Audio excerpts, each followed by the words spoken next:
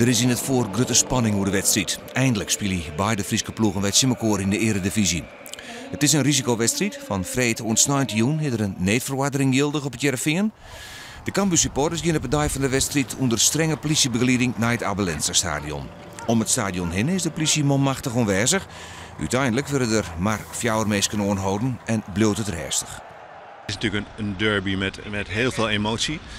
Dat daar toch behoorlijk wat politie-inzet voor nodig is om dat ordentelijk te laten verlopen. We moeten het met elkaar toch eens over hebben of we dat ook maatschappelijk verantwoord vinden.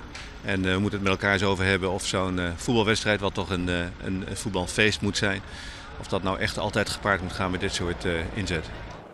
De return Cambuur-Heerenveen is aan januari. Burgemeester van Ljouwert, Vert Kronen, wil kritisch naar de politie-inzet zijn. Zeker nu de sfeer zo goed is geweest, denk je natuurlijk altijd achteraf, had het anders gekund. Aan de andere kant, het was voor het eerst sinds 13 jaar weer zo'n echte derby. Dus we moesten van tevoren uit voorzorg maatregelen nemen. Dus ik wil het rustig evalueren en dan kijken of het volgende keer minder kan. En dat zal ook afhangen van de komende wedstrijden, want laten we die sportieve sfeer erin houden.